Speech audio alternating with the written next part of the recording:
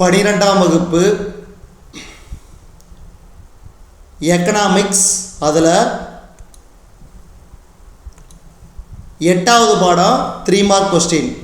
முதல் கேள்வி, பொருளாதார ஒருங்கிணைப்பின் பல்வேறு வடிவங்கள்.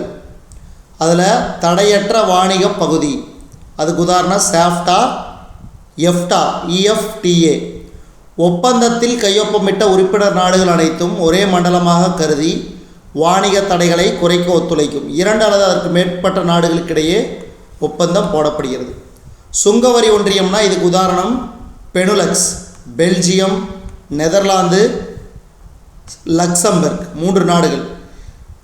அதாவது உறுப்பினர்களுக்குள் இடையிலான வாணிகத்தில் வரி விதிக்காமலும் உறுப்பினர் அல்லாதவர்களுடனான வாணிகத்தில் பொது வரி விதித்தும் ஒத்துழைக்கும் அமைப்பே சுங்கவரி ஒன்றியம் எனப்படும். அடுத்து 3வது பொதுச்சந்தை.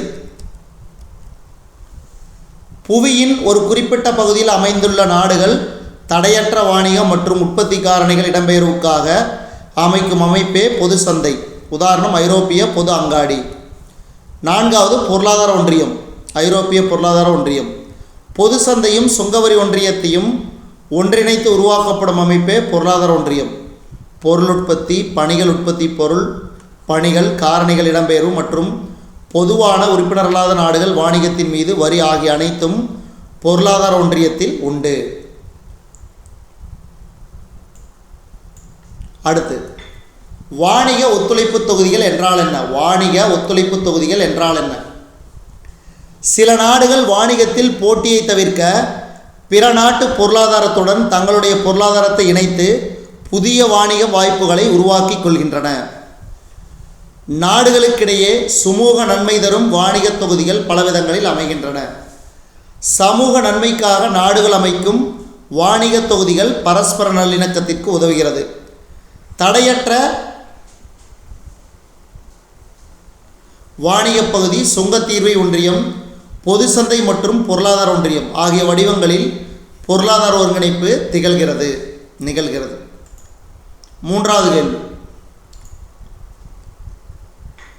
IMF இன்டர்நேஷ்னல் மானிட்டரி ஃபண்ட் கடன் வழங்கும் திட்டங்களில் ஏதேனும் 3: அடிப்படை கடன் வசதி, விரிவாக்கப்பட்ட நிதி வசதி, ஈடுசெய் நிதி வசதி. அதாவது அடிப்படை கடன் என்னது?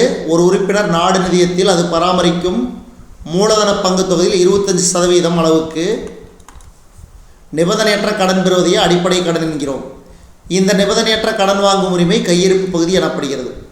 விரிவாக்கப்பட்ட நிதி வசதினா உறுப்பு நாடுகள் தங்களின் மூலதன பங்கு தொகையில் 140 விழுக்காடு அளவுக்கு அடிப்படை கடன் தொகைக்கு மேல் அதிகமாக கடன் பெற அனுமதிப்பதே விரிவாக்கப்பட்ட கடன். இது 3 ஆண்டுகளில் குறைந்த வட்டியில் திரும்ப செலுத்தத்தக்க கடன் திட்டம். ஈடுசெய் நிதி, இது நிதி 1963ஆம் ஆண்டில் ஈடுசெய் கடன் திட்டத்தை அறிமுகப்படுத்தியது IMF. குறைவான ஏற்றுமதி வருவாய் ஈட்டும் முதன்மை துறை பொருள் உற்பத்தியை சார்ந்திருக்கும் நாடுகளுக்கான தனிப்பட்ட கடன் திட்டமே ஈடுசெய் கடன் திட்டமாகும். அடுத்து கடைசி தாங்கிருப்பு வசதி. இது 1969 துவங்கப்பட்டது. உணவு தானியங்கள் விளைவிக்கும் நாடுகள் தானிய சேமிப்பு கிடங்குகள் அமைத்து உணவுப் பொருள் விலை கட்டுப்படுத்தும் நோக்கத்தில் வழங்கப்படும் கடனே தாங்கிருப்பு வசதிக்கான கடன். IMF 4 கடன் வழங்குது. என்னென்ன? அடிப்படை கடன் வசதி, விரிவாக்கப்பட்ட நிதி வசதி, ஈடுசெய் நிதி வசதி, தாங்கிருப்பு நிதி வசதி. இதில் தான் 3 எழுதுனா போதும், 3 மார்க். அடுத்து பலதரப்பு ஒப்பந்தம் என்றால் என்ன? வங்கி, காப்பீடு, போக்குவரத்து, தொலைத்தொடர்பு போன்ற பணிகளில் பன்னாட்டு வாணிகம் நடைபெறுவதற்கு தேவையான சாதகமான விதிகளை முதலில் தொகுத்து கொடுத்த முதலாவது பலதரப்பு பன்னாட்டு ஒப்பந்தமாகும். அதாவது GATT. GATT ஒப்பந்தத்தில் உறுப்பினர் நாடுகள் தாங்கள் விரும்பும் நாடுகளுக்கு மிகவும் சாதகமான நாடு வழங்க அனுமதித்தது. பணிகள் வாணிப ஒப்பந்தத்தில் ஒரு நாட்டுக்கு சாதகமான நாடு என்ற சலுகை வழங்கினர். அந்த சலுகைகளை அனைத்து நாடுகளுக்கும் வழங்க வேண்டும் என்ற ஒப்பந்த விதி திருத்தி அமைக்கப்பட்டது. அடுத்து பிரிக்ஸ் மாநாடு 2018. வேகமாக வளர்ந்து வரும் நாடுகளின் முதல் எழுத்துக்களை கொண்டு குறிப்பிடப்படும் சுருக்கு பெயர் BRICS. B for Brazil, R for Russia, I for India, C for China, S for South Africa ஆகியவைய பிரிக்ஸ் கூட்டமைப்பு. இதில் புவிப்பகுதியில் குறிப்பிடத்தக்க ஆதிக்கம் செலுத்தும் நாடுகளாகும். இந்த நாடுகள் 2009 உச்சி மாநாடுகள் நடத்தி வருகின்றன. 10வது உச்சி மாநாடு தென்னாப்பிரிக்காவில் ஜூலை 2018 நடைபெற்றது. உள்ளடக்கிய வளர்ச்சி, வாணிக பிரச்சனைகள், உலகளாவிய அரசு நிர்வாகம், பகிரத்தக்க வளமை, நாடுகளின் அமைதி, பாதுகாப்பு ஆகியவையே இந்த உச்சி மாநாட்டின் விவாத தலைப்பாகும். அடுத்து சார்க்கின் பணிகள்.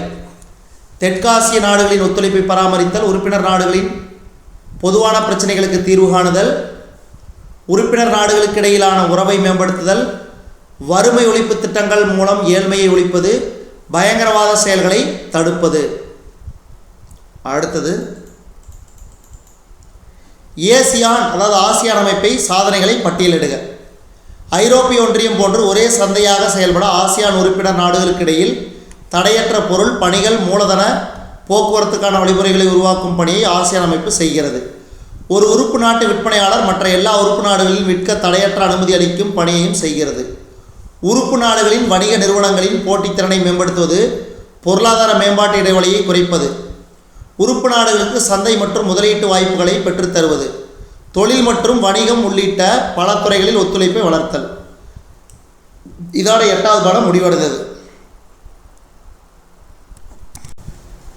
12ஆம் வகுப்பு எக்கனாமிக்ஸ் 9வது பாடம், அதற்குரிய 3 மார்க் கொஸ்டின். வரி விதிப்பு விதிகளை விவரிக்க. இதில் பார்த்திங்கன்னா செலுத்துத்திறன் பற்றிய விதி, நிச்சயத்தன்மை விதி, வசதி விதி, சிக்கன விதி. இதில் முதல்ல செலுத்துத்திறன் பற்றிய விதிங்கிறது, மக்கள் வரி செலுத்தும் திறனுக்கு ஏற்ப அரசானது வரி விதிக்க வேண்டும். ஏழை அல்லது நடுத்தர வர்க்கத்தினரை ஒப்பிடும்போது செல்வந்தர் அதிக வரி செலுத்தும் வகையில் இருக்க வேண்டும். நிச்சயத்தன்மை விதி, வரி வீதம் அல்லது செலுத்து காலம் மூலம் நிச்சயமற்ற தன்மை இல்லாத வகையில் அரசு வரியினை விதிக்க வேண்டும். அரசு தன் போக்கிற்கு வரிகளை விதித்தால் அது மக்களின் செலுத்தும் திறன் மற்றும் வேலையும் செய்யும் திறனை பாதிக்கும். வசதி விதி, வரி செலுத்துவோர்கள் வரியை சிரமமின்றி செலுத்தும் வண்ணம் வசதியான ஏற்பாட்டை செய்ய வேண்டும். சிக்கன விதிங்கிறது அரசு வரிகளை வசூலிப்பதற்கு பணம் செலவிடுகிறது. அடுத்து வசூலிப்பதற்கான செலவு வரிகளை விட அதிகமாக இருந்தால் அது மோசமான வரியாகும். வசூலிக்கும் செலவுகள் குறைவாக இருக்கும் வரிகளை மட்டுமே அரசு விதிக்க வேண்டும். அடுத்து 2வது கேள்வியில் தனியார் நிதிக்கும் பொது நிதிக்கும் உள்ள 3 ஒற்றுமை. பகுத்தறியும் தன்மை, கடனுக்கான வரையறை, வளங்களின் பயன்பாடு, நிர்வாகம். பகுத்தறியும் தன்மை பொது மற்றும் தனி நிதி பகுத்தறிவை அடிப்படையாக கொண்டது. இரண்டும் குறைந்த செலவில் அதிக நலத்தை பெறுவதையே முக்கிய நோக்கமாக கொண்டுள்ளது. கடனுக்கான வரையறை, இரண்டுக்குமான கடன்கள் வரையறை கொண்டுள்ளது. தனது வருவாய்க்கு அப்பால் அரசும் செல்வதில்லை. அரசின் பற்றாக்குறை வரவு செலவு திட்டத்திற்கும் எல்லை இருக்கிறது. வளங்களின் பயன்பாடு, தனியார் மற்றும் பொதுத்துறை வரையறுக்கப்பட்ட வளங்களையே கொண்டுள்ளது. இவ்விரண்டும் உத்தம பயன்படுத்தப்பட்ட அளவில் வளங்களை முனைகிறது. நிர்வாகம், நிர்வாகத்திறனானது அரசு மற்றும் தனியாரின் செயல்திறனை பொறுத்தமைகிறது. செயல்திறன், இன்மை மற்றும் ஊழல் ஆகியவை நிர்வாகத்தில் காணப்பட்டால் விரயங்கள், நட்டங்கள் ஏற்படும். அடுத்து நவீன அரசு பணிகள் யாவை? பாதுகாப்பு, நீதி, நிறுவனங்கள், சமூக நலன். பாதுகாப்புங்கிறது உள்நாட்டு வெளிநாட்டு அழிவிலிருந்து மக்களை பாதுகாப்பதே அரசின் முக்கிய பணி. நீதி, அரசானது அனைத்து வகுப்பினருக்கும் சமநீதி பெறும் வகையில் நீதி அமைப்பை ஏற்படுத்த வேண்டும். நிறுவனங்கள், தனி நிறுவனங்கள் மீதான ஒழுங்குமுறைகள் மற்றும் கட்டுப்பாடுகள் தற்கால அரசின் பணியின் கீழ் வருகிறது. சமூக நலன், நாட்டு மக்களின் முன்னேற்றத்திற்காக கல்வி, பாதுகாப்பு, சமூக பாதுகாப்பு, சமூக காப்பீடு, உடல்நலம் மற்றும் துப்புரவு ஆகியவற்றை ஏற்படுத்துவது அரசின் கடமை.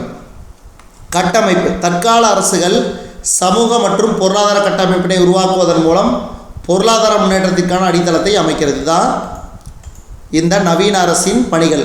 பாதுகாப்பு, நீதி, நிறுவனங்கள், சமூக நலன், கட்டமைப்பு. அது மட்டும் இல்லாமல் பேரின பொருளாதார கொள்கை, சமூக நீதி. பேரின பொருளாதார கொள்கைனா பேரின பொருளாதார நோக்கங்களை அடைவதற்காக நிதி கொள்கை மற்றும் பணக்கொள்கை ஆகியவற்றை அரசு மேற்கொள்கிறது. சமூக நீதி, பொருளாதாரத்தின் வளர்ச்சி நிலையின் போது சமூகத்தின் சில பிரிவினர் மற்றவர்களை விட கூடுதல் நன்மை அடைகின்றனர். அப்போ எல்லோருக்கும் எல்லாமும் சரியாக கிடைக்கிற மாதிரி இருக்கணும் தான் சமூக நீதி. அடுத்து வரியில் ஏதேனும் 3 பண்புகள். வரிங்கிறது என்ன? அரசுக்கு கட்டாயமாக செலுத்தப்படக்கூடிய ஒன்று. மக்கள் மீது சுமத்தப்படுகிற வரியை கட்டாயம் செலுத்த வேண்டும். வரியை செலுத்த மறுப்பது தண்டிக்கப்பட வேண்டிய குற்றமாகும். பொது நிர்வாகத்தினரிடம் செலுத்துவோர் எவ்வித பிரதிபலனும் எதிர்பாராமல் செலுத்த வேண்டியது. ஒவ்வொரு வரியும் வரி செலுத்துவோரின் தியாகத்தை உள்ளடக்கியது. வரியானது சட்டத்தை மீறியதற்காக சுமத்தப்படும் தண்டத்தொகை போன்று விதிக்கப்படுவது அல்ல.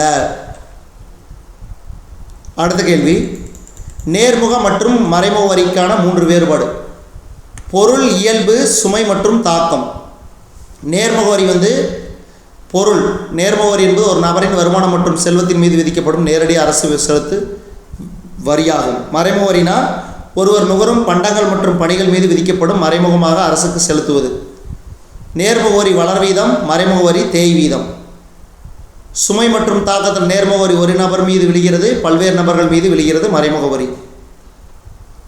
அடுத்த கேள்வி, முதன்மை பற்றாக்குறை என்றால் என்ன? இது நிதி பற்றாக்குறையிலிருந்து வட்டி செலுத்தலை கழித்த பின் உள்ள பற்றாக்குறை தான் முதன்மை பற்றாக்குறை. இது அரசின் உண்மையான சுமையை காட்டும். இது முன்னர் வாங்கிய கடனுக்கான வட்டியை கணக்கில் கொள்ளாது. முதன்மை பற்றாக்குறை என்பது அரசின் கடனுக்கான, குறிப்பாக வட்டி செலுத்தலுக்கான தேவையை குறிக்கும். எனவே நிதி பற்றாக்குறை முதன்மை பற்றாக்குறையை விட அதிகமாகும். முதன்மை பற்றாக்குறைங்கிறது நிதி பற்றாக்குறையிலிருந்து வட்டி செலுத்துதலை கழிச்சோம்னா கிடைக்கும்.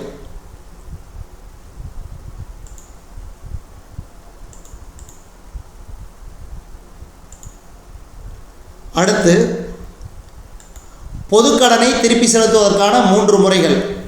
மூழ்கும் நிதி, கடனை மாற்றுதல், பகுதியாக செலுத்துதல். அதே மாதிரி வட்டி வீதத்தை குறைத்தல். இந்த 4 பாயிண்ட் தான். இதில் 3 கேட்குறான். நம்ம மூழ்கும் நிதி, கடனை மாற்றுதல், பகுதியாக செலுத்துதல், வட்டி வீதத்தை குறைத்தல். மூழ்கும் நிதின்னு என்ன? கடனுக்கென அரசு தனியொரு நிதியினை ஏற்படுத்தும், அதனை மூழ்கும் நிதி என்பர்.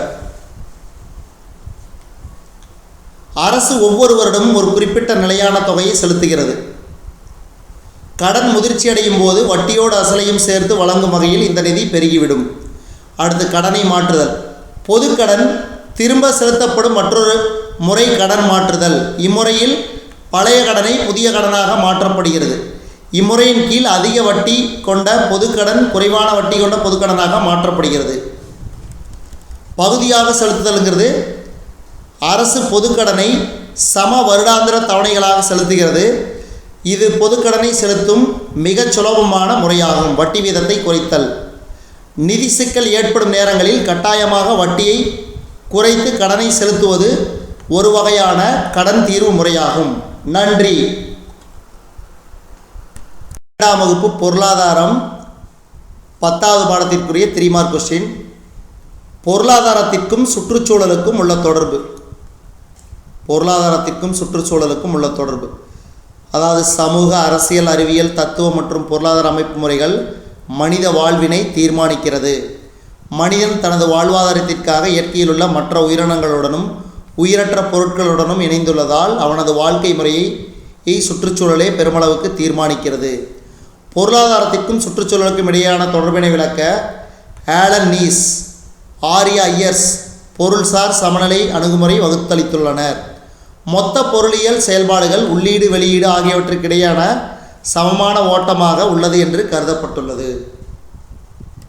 அடுத்து, பொருள்சார் சமநிலை அணுகுமுறையின் பொருள். இதில் என்ன சொல்லிக்கிறாங்க? ஏற்கனவே இந்த பாயிண்ட் சொல்லியாச்சு. பொருளாதாரத்திற்கும் சுற்றுச்சூழலுக்கும் இடையான தொடர்பினை விளக்க ஆலன் நீஸ் மற்றும் ஆரியா ஐயர்ஸ் பொருள்சார் சமநிலை அணுகுமுறை வகுத்தளித்துள்ளனர். மொத்த பொருளியல் செயல்பாடுகள் உள்ளீடு வெளியீடு ஆகியவற்றுக்கிடையான சமமான ஓட்டமாக உள்ளது. அடுத்த பாயிண்ட், உற்பத்தி முறைக்குள் உள்நுழையும் எந்த ஒன்றும் பிறகு வெளியேறித்தான் ஆக வேண்டும். இயற்பியல் பொருள் மற்றும் ஆற்றல் பாதுகாப்பிற்கான வெப்ப இயக்கவியலின் முதல் விதி. இந்த விதியை ஆதாரமாக கொண்டு சுற்றுச்சூழலுக்கும் பொருளாதாரத்துக்கும் உள்ள தொடர்பு பாருங்கள். M=G - RC - RP + R R small rp plus R cap RC = RDC plus RDC. அடுத்து இது ஞாபகம் வச்சுக்க ரொம்ப ரொம்ப முக்கியம். பல்வகையான காற்று மாசுகள். ஒன்று உட்புற காற்று மாசு. இது மனிதர்களின் வசிப்பிடத்திற்குள் அதாவது வீட்டிற்குள் தீங்கு விளைவிக்கக்கூடிய அசுத்தங்கள் காற்றில் கலந்திருப்பதை உட்புற காற்று மாசு என்கிறோம். இதுக்கு உதாரணம், திட எரிபொருளை கொண்டு சமைக்கிற போது உட்புறமாக காற்று மாசு அடைகின்றது. வெளிப்புற காற்று, திட திரவ காற்று வடிவ அசுத்தங்கள் கலந்திருப்பதை வெளிப்புற காற்று. இதுக்கு உதாரணம், தொழிற்சாலைகளாலும் மோட்டார் வாகனங்களாலும் வெளிப்புற காற்று மாசு அடைகிறது. அடுத்து, நீர் மாசுக்கான காரணங்கள். கழிவுநீர், தேவையற்ற நீர் வெளியேற்றம். பல இடங்களிலிருந்து வருகின்ற சாக்கடை தண்ணீர், கழிவுநீர் குப்பைகள், விவசாய கழிவுகள், தொழிற்சாலை கழிவுகள் நீர்நிலைகள் கொட்டப்படுகிறது.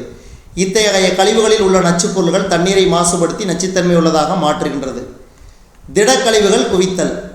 திடப்பொருள் கழிவுகளை நீர்நிலையில் கொட்டுதல், நீர்நிலையுடன் கலந்து விடுமாறு விட்டுவிடுதல். ஆலை கழிவுகளை கொட்டுதல். மக்களுக்கும் சுற்றுச்சூழலுக்கும் தீங்கு விளைவிக்கும் மாசுப்பொருட்களான ஆஸ்பெஸ்டாஸ், கேரியம், பாஸ்பரஸ், கிரீஸ் எண்ணெய், பெட்ரோலிய கழிவுகள் போன்றவற்றை ஆலை கழிவுகள் அதிகம் உள்ளது. எண்ணெய் சிந்துதல். கப்பல்களாலும் குறிப்பாக எண்ணெய் கப்பல்களாலும் கடல் நீரை மாசுபடுத்துகின்றது. கடல் நீரில் எண்ணெய் கலக்காமல் படலமாக தண்ணீரில் படர்கின்றது. இதனால் கடல்வாழ் உயிரினங்கள் பாதிக்கப்படுகின்றன. அமிலமழை. காற்று மாசுவினால் அமிலமழை ஏற்பட்டு நீர் மாசு ஏற்படுகின்றது. காற்று மாசுவில் உள்ள அமிலத்துகள் தண்ணீர் ஆவியுடன் கலந்து அமிலமழையை ஏற்படுத்தி சுற்றுச்சூழல் பாதிப்பை ஏற்படுத்துகிறது தான் நீர்நிலைகளில் மாசுக்கள். அடுத்து, இ வேஸ்ட், இ கழிவுகள் என்பதன் பொருள். தகவல் தொழில்நுட்ப வளர்ச்சியில் இ கழிவுகள் எனும் பொதுவாக அழைக்கப்படும் மின்னணு கழிவுகள், குளிர்சாதன பெட்டிகள், காற்று சீரமைப்புகள், கைபேசிகள், கணினிகள் போன்ற பெருமளவில் வீட்டு உபயோகத்திற்கும் பயன்படுத்தப்படும் மின்னணு சாதனங்களை உள்ளடக்கியது. தொலை சாதனம், கணினிகள், கேட்கும் கருவிகள், தொலைபேசி, விசிஆர், டிவிடி, தொலைநகல், நகலெடுக்கும் இயந்திரங்கள், கம்பியில்லா கருவிகள் போன்ற வீட்டு உபயோகப் பொருட்களை கழிக்கும் போது அது மறுசுழற்சி செய்யும் போதும் ஈ கழிவுகள் தோன்றும். அடுத்து, நிலமாசு என்றால் என்ன, அதற்கான காரணம். நிலமாசுன்னு என்ன? கழிவுகளை கொட்டுதல் நிலத்தர குறைவானதாக மாற்றும். சுற்றுச்சூழலில் கொட்டப்படும் பல திரவ வாயு பொருட்கள் நிலத்தின் தன்மையை கெடுத்து விடுறதுதான் நிலமாசு. இதுக்கு காரணம் காடுகளை அழித்தல், விவசாய நடவடிக்கைகள், சுரங்க தொழில்கள். காடுகளை அழித்து நிலமாக மாற்றுவது சுற்றுச்சூழல் பாதுகாப்பிற்கு முக்கிய காரணியாக விளங்குகின்றது. விவசாய நடவடிக்கைகள். விவசாயிகள் அதிக நச்சுத்தன்மை கொண்ட உரம் மற்றும் பூச்சி மருந்துகளை பயன்படுத்துகின்றனர். வேதிப்பொருட்களை அளவிற்கு அதிகமாக பயன்படுத்துகின்ற போது நிலம் நச்சுத்தன்மை அடைகின்றது. அடுத்து, சுரங்க தொழில்கள். கனிமங்களை வெட்டி எடுக்கும் போது சுரங்கங்கள் அமைக்கப்படும் போதும் பூமிக்கடியில் நில அமைப்புகள் தோன்றுகின்றது. மண்ணில் புதைத்தல். நெகிழி, காகிதம், பழைய துணிகள், மரக்கழிவுகள், மருத்துவமனைகள் நிலத்தில் புதைக்கப்படுவதால் நிலமாசு அதிகரிக்கிறது. தொழில்மயமாதல். நுகர்ச்சி அதிகரிப்பால் புதிய தொழிற்சாலைகள் ஏற்படுகின்றன. இதற்கான காடுகள் அழிக்கப்படுகின்றன. அடுத்த கேள்வி, குறிப்பு வரைக. பருவமழை மாற்றம், அமிலமழை. பருவநிலை மாற்றம் வளிமண்டலத்தில் பசுமை குடில் வாயுக்களின் அளவு வளர்ந்து கொண்டே செல்வதால் நீண்ட காலத்தில் ஏற்படும் பருவநிலை மாறுபாடுகளே காலநிலை மாற்றம் எனப்படும். அமிலமழை. காற்று மாசுவின் விளைவே அமிலமழை. தொழிற்சாலைகள், வாகனங்கள், கொதிப்பான்கள் போன்றவை வெளியிடும் வாயுக்கள் வளிமண்டலத்தின் நீர் துகள்களோடு இணையும் போது ஏற்படுகிறது. இந்த வாயுக்கள் nitrogen oxide, sulphur dioxide, sulphur trioxide தண்ணீரோடு கலக்கின்ற போது சல்ஃபரஸ் அமிலம், நைட்ரிக் அமிலம், சல்ஃபியூரிக் அமிலம் போன்றவையாக மாறுகிறது. தாவரங்கள், நீர்வாழ் உயிரினங்கள், கட்டமைப்புகள் அதிக அளவில் அமிலமழையால் பாதிக்கப்படுகின்றன. நன்றி.